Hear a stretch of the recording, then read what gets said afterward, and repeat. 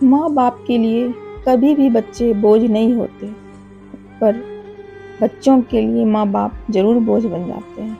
ये कहानी एक ऐसे इंसान की है। एक बूढ़ा आदमी था, उसके दो बेटे थे। प्यार से वह छोटे को छोटू और बड़े को बड़ू कहता था। दोनों बड़े आलसी और निकम्मे थे। अपनी पत्नियों के साथ निठल्ले बैठे रहते, लेकिन बूढ़े के काम में हाथ न बटाते। छोटा लड़का बड़े पर काम का दबाव डालता और बड़ा छोटे पर। अपने बेटों की लड़ाई देख बूढ़ा बहुत दुखी था। गांव वालों ने उसे समझाया, दोनों को खेत बांट दो, अपना अपना पेट भरने के लिए उन्हें अवश्य मेहनत करनी पड़ेगी। बूढ़े ने वैसा ही किया। उसके पास एक बड़ा खेत था। उसने आधा आधा दोनों को बांट दिया। अब उनके आगे परिश्रम करने के अलावा कोई चारा ना था। बूढ़ा एक महीने छोटू के साथ खाना खाता और एक महीने बड़ू के साथ। थोड़े दिन वे अपने बूढ़े पिता को खाना खिलाते रहे, परंतु कुछ दिनों के बाद खाना परोसते समय उनकी पत्नियां नाक भौं सिकुड़ती और कहती, ऐसे कब तक खिलाएंगे इस बुढ़े को? दिन भर बैठा बैठा खाट तोड़ता है और रोटियां हजम करता है।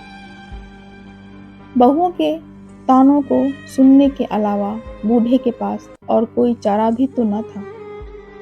वह चुप रहकर सब सहता। एक दिन दोपहर हो गई, किसी ने उसे खाना नहीं दिया। वह भूख से बिलबिलाता हुआ बोला, खाना दे दो बहू, आज खाना नहीं बचा है, शाम को खा लेना। बहू का ऐसा रूखा जवाब सुनकर वह दूसरी बहू के पास गया, उससे खाना मांगा तो वह बोली, इस महीने बड़े के साथ खा रहे हो, मेरी बारी तो अगले महीने आएगी।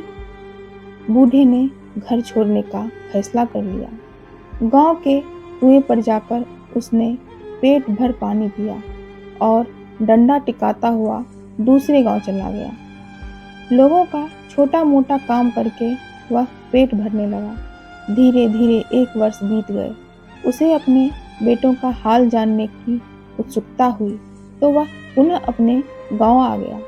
बूढ़े को इतने दिनों बाद देखकर उसके बेटों और बहुओं को बहुत आश्चर्य हुआ। बड़ी बहू ने उसे गौर से देखा। उसकी नजर कमर में लटकी थैली पर अटक गई। वह सोचने लगी, मजदूरी करके लौटा है बुढ़ा, इसकी पोटली रुपयों पैसों से भरी है। झट घूंघट काट आगे बढ़कर बोली, कहाँ चले गए थे पिताजी? आइए बैठिए, भोजन कर लीजिए। छोटी बहू ने जब यह सुना तो उसे बड़ी तसल्ली हुई। वह सोचने लगी, अच्छा हुआ मेरे घर आकर नहीं बैठे, वरना कौन करता बुढ़े की सेवा। छोटू की नजर थैली पर कुछ देर से पड़ी। उसने यह बात अपनी पत्नी को बताई और बोला, देख, कल पिताजी को अपने घर बुला लाना, प्रेम से उनका दिल जीतने की कोशिश करना, वरना बरू बहुत चालाक है, उसकी पत्नी भी बहुत चतुर है, पूरी थैली हजम कर जाएंगे वे दोनों। छोटू बरू वे दोनों बूढ़े की सेवा करने लगे। दोनों बहुएं खाने पीने का ध्यान रखने लगी। बूढ़ा उस थैली को कभी अपनी कमर से अलग न करता, सोते समय भी अपने तन से चिपकाए रखता। उसके बेटे और बहू की नज़र उस पोटली पर अटकी रहती। एक दिन बूढ़े की मृत्यु हो गई। छोटू और बरू को पिता की मौत का गम नहीं था, परंतु दोनों को थैली खोलने की जल्दी पड़ी थी जो मृत बूढ़े की कमर से बंधी थी। बरू ने थैली खोलनी चाहिए, छोटू बिगड़ पड़ा। दोनों थैली पर अलग अलग हक जताने लगे। गांव वाले शोर सुनकर आ गए। उन्होंने उन्हें लड़ने से रोका और कहा कि थैली के धन को तुम दोनों आधा आधा बांट लो, लड़ क्यों रहे हो। गांव के सरपंच ने थैली को खोला तो सभी दंग रह गए। उसमें मिट्टी, कंकर, पत्थर के छोटे छोटे टुकड़े पड़े थे।